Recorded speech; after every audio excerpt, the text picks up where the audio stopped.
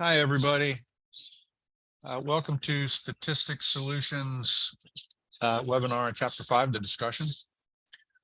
Let's see, we have a co-host with us who's going to be posting, just posted right now, where you can find this webinar as well as other webinars from the past. They're archived on our website, and Sierra has posted the links for those. All right, I'm having a little problem with my panes, so bear with me if I seem a little distracted throughout.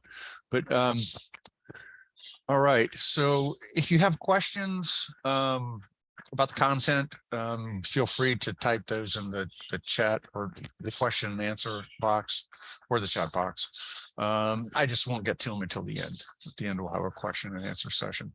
Also, any kind of non-content related technical issues where you can find the webinars and things like that, Sierra can help you. Okay, so let's get started.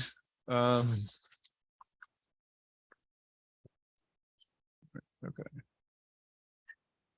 So the chapter 5, just to kind of pull back and talk about the chapter 5 in relation to the rest of the dissertation, the purpose of the chapter 5. Our model is based on, it's pretty typical, the social sciences, the five chapter dissertation, where chapter 1 is the introduction, chapter 2 is the literature review, chapter 3 is the methods, chapter 4 is a presentation of your results, and chapter 5 is the discussion, or where you interpret your findings and make recommendations. Now, sometimes some schools will have different, they may have 6 chapters, sometimes chapter 5 is split up, but our model, the 5-chapter model, is pretty standard. All right. So, okay, this is what we're going to be covering today. The sections that are pretty typical for chapter 5s. Always obtain your school's template. You should already have it. If you're at the chapter 5, you probably already have it. But follow the template for the chapter 5. Again, this is a really good, general template. This is pretty typical of the features that are contained in the chapter 5 across the board. But sometimes your school might have some particulars, like they might call the headers something different, or they might have them in different order. So there may be variations. So always, your school's template is kind of what you want to follow. All right. So for the introduction of chapter 5, it's not long, right? It's similar to the introduction of other chapters, where you restate the purpose of your study. And the purpose of the introduction is to kind of reorient your reader, right? To get them kind of refocused on what your study was about, why you needed to conduct it. So remind the reader of the importance of your study, the research problem, why it was important to conduct. You can also preview contents of the chapter at the end of this section. Like, the chapter, the chapter will contain the following sections, and just list the sections. And so not long, less than a page probably. And somewhere either in this section at the end or at the beginning of this section, you'll need to summarize your findings, right? And since the chapter 5, all the statistics and things are in chapter 4. So chapter 5 should be relatively statistics free. So when you summarize your findings, they should be pretty plain spoken. Okay, so you don't need to kind of copy and paste necessarily like material from your 4.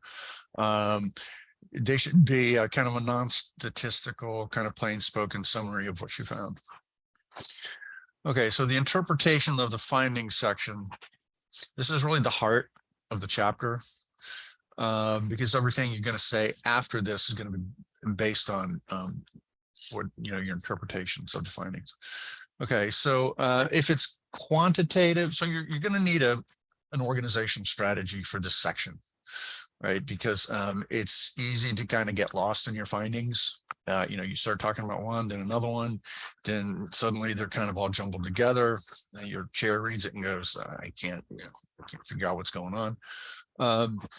So you're going to need an organizational strategy. You're going to need to use subheaders, which is really not only reader friendly, but writer friendly, right? It helps you compartmentalize information so you can, tackle one research question at a time. And that's really how you should kind of section this section out: subsection, subheaders. If it's quantitative, follow your research questions or your hypotheses, where you would lay out your first research question. Here's what I found for this, summarize what you found. Then what they mean by interpretation of the findings. What the key thing to do here is in the section is, after you relate your findings and talk a little bit about your findings, you want to relate them to previous research, right? And this, you don't need to bring in new research. Typically, this is research. You go back to chapter 2 for this, right? So research question 1, here's what you found for research question 1. Now, does that support or not support some of the major findings from chapter 2, some of the major findings of previous literature, right? So you want to compare your findings to previous research and note whether your findings support those or they don't support those, or sometimes whether they provide something new or novel information that we didn't have before. And that's how you set up this section. And this is how you discuss your findings in relation to previous literature. Do that for research question 1. You do it for research question 2. Same thing, make a subheader for research question 2 or your second hypothesis. Do the same thing. Now, if your study is qualitative, which your findings usually take the form of themes, just section it out by themes, right? Same kind of idea applies here. Theme 1. You relate the theme, you talk a little bit about it, then you go to the previous research and see if your what you found supports or doesn't support, and you have a discussion based on that. And so just repeat that for all your themes or your research questions, right? For each one. Now, if your themes, you can make conclusions based on your findings, right? If your findings confirm previous research or support what's in previous research, whatever that is, you can make a conclusion based on that. If your findings do not confirm previous research, which is fine. I know sometimes people, they get a little distraught if their findings weren't significant, or if they show something different than previous research. It's fine. It still tells us something. But it means still that you really can't make a conclusion based on that. If your findings are at odds with previous research, it means that it still suggests that there's some kind of inconclusiveness. And later you can kind of recommend further research based on that inconclusiveness. So that's what this section means. The interpretation of the findings is largely setting up discussions about your findings in relation to previous literature. Okay. Limitations. Check your template. Sometimes schools want limitations as a separate section. Sometimes you can just blend them into at the end of the interpretation section. But really, these are any kind of shortcomings or weaknesses or anything that affected your study negatively in the sense of affecting your results, right? If you go back to chapters 1 and or 3, sometimes you may have talked about limitations like in a forward-looking way, like kind of forecasting what may have been limitations before you actually conducted your study in chapter 1 or chapter 3. Go back there and to see if what you said may have been limitations actually ended up being limitations. So what are some typical limitations? I mean, in Quantitative studies, like your sample size, if your sample size is too low, that's a major limitation for quantitative studies because it decreases your statistical certainty. Qualitative studies, sometimes researcher bias is a limitation. You're too close to it. If you thought that might have been a problem, you probably should have taken steps to kind of mitigate that. You should talk about that a little bit. So anything that it's typically, they're all different, right? Some people could have several limitations and it could take up some space. Some people don't have, a couple limitations, and it might not take that long to discuss them. Usually should also talk about the generalizability of your results to the larger study population here. So in other words, will your results, will they generalize well or not? Usually for like quantitative studies, if you met your sample size. Okay, I see we have a question and I'll get to it at the end.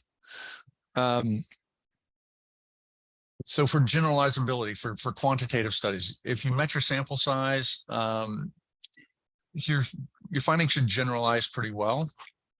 There's certain things that may affect that, like your recruiting strategy. Like if you use random sampling, that increases your generalizability. If it's qualitative, it's a little tricky, but it's something you should mention.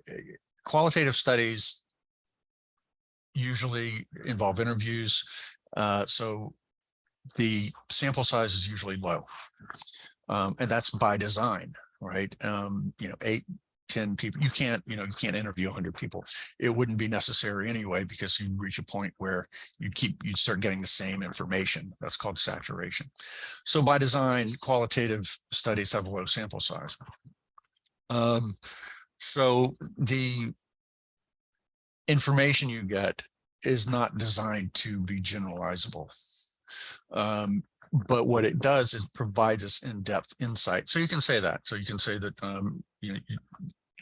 qualitative study, that the findings won't generalize well, but they're not designed to. They're designed to provide in-depth insight into the topic. Okay. That's limitations. Anything that may have affected your results you want to discuss. Implications for practice or recommendations for practice. I mean, it's just like it sounds. Now that you have, your findings, you want to discuss the value of your findings to practitioners. That's basically what this is about. If you did an education study, conducted an education study, people that might benefit from what you found, they might be teachers, right? It might be administrators. It could be students themselves. You want to talk a little bit about the implications and make recommendations for what your study means, what the findings mean for people at the level of practice. Again, if it's an education study, and you found you conducted a study on special education teachers leaving the profession, right? Well, who would that, who would be interested in that information? Who would that information have value to? Well, administrators, right? You found out that they leave because they're not supported, or they're not well compensated, or their jobs are just difficult and they don't receive the proper kind of support and recognition. Administrators would be, that information would be valued to administrators. So that's what you want to talk about in this section.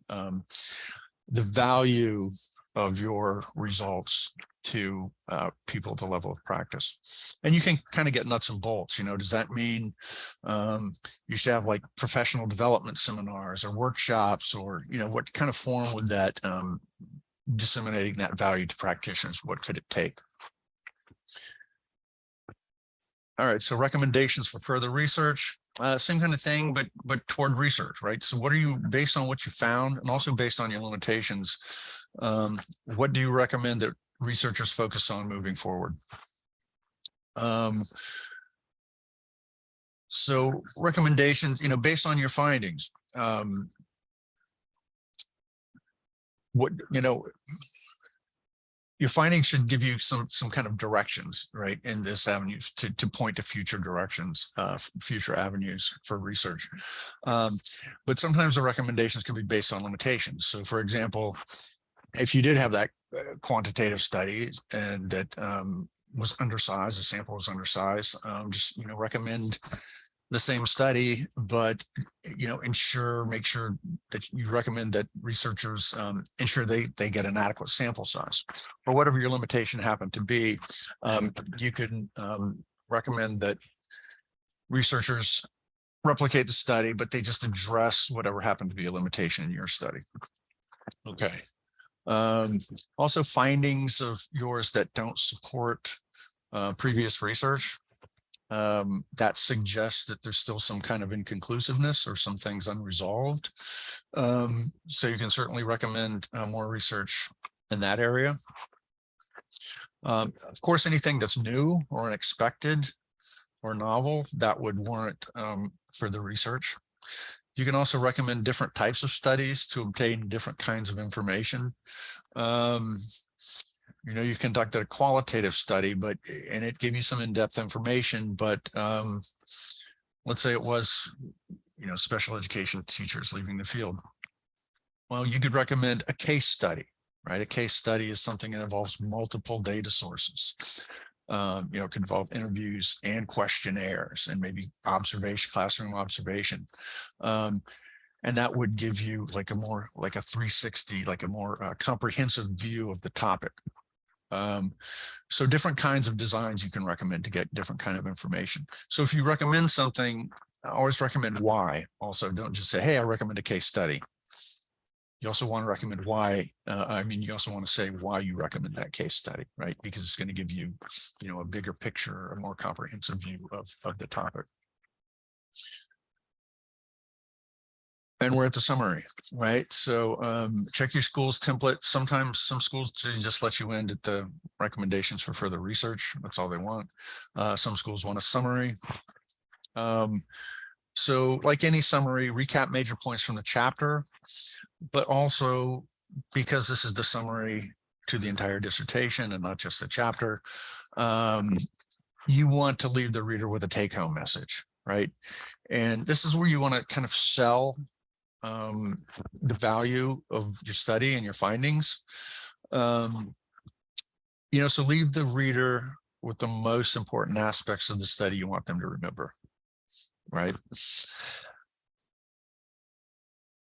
Okay, and that's really it. The chapter 5 isn't that long. It's important because it's the end, and it's where you talk about your findings. But I don't know, in our experience, quantitative chapter 5s are anywhere from 8 to 12 pages, 10 pages about. Qual chapter 5s may be a little longer, 15, 12 to 15, maybe 20, but usually anywhere between 10 to 15 pages is usually pretty standard. Okay, so I see I have a question. Any other questions? Please feel free to type them in. Let's see. So this is, I think this goes back to the, go back to the interpretation section. Structurally, I'm struggling with how to set up the discussion section. I see the components are listed here. I can't tell what should be nested underneath the headers. VS should be its own header. Is there guidance on that? What is VS?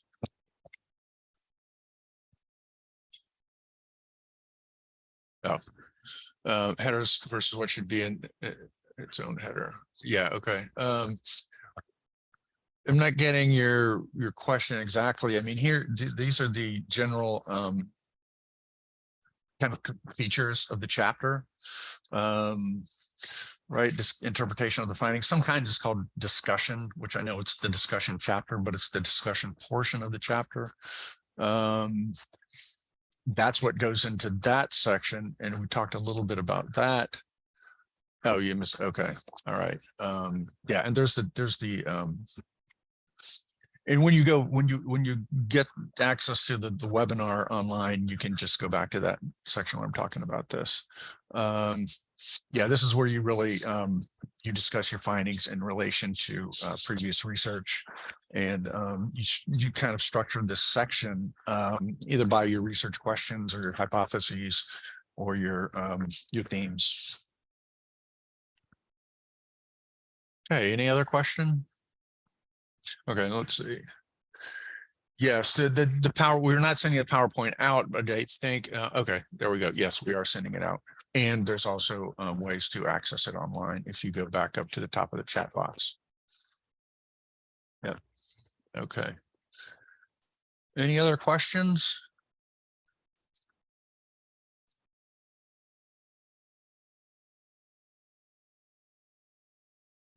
Okay, when you get the webinar, when we send it out to you, you'll be able to, you'll have the whole recording and everything, the slides and the recording. So you can go back as you need. Okay, any other questions? Okay, you're welcome. Yeah, and a slide after this, limitations. Implications for practice.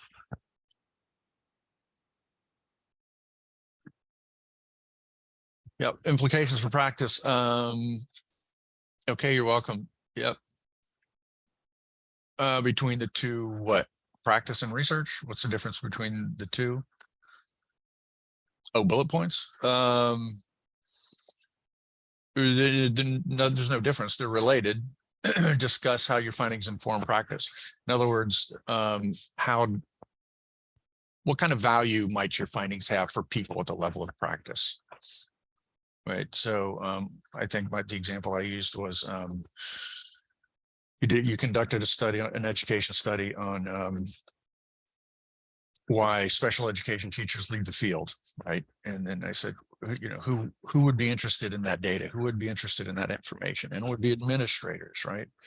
Teachers would be too, but I think it would have real value for administrators because then they could better understand why special education instructors are leaving and take steps to kind of address those things to increase retention.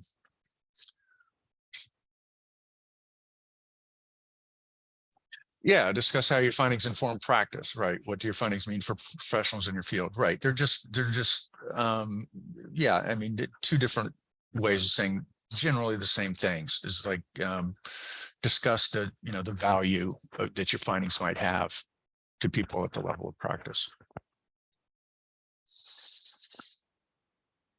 Great. Okay, remember everybody that we give these webinars regularly, and we give them on other chapters and other topics, on methods and you know, lit reviews and everything else. So check in with us to see what else might work for you. Also, I forgot this at the end. Okay, this is who we are. This is our contact information. If you just like to, you know, contact us to see what we offer, to see if that's right for you. Obviously, no obligation. Feel free. Great. So I'm going to let you guys go and have a great rest of your day. And thank you for joining. And, you know, we may see you at another one. Thank you. Take care.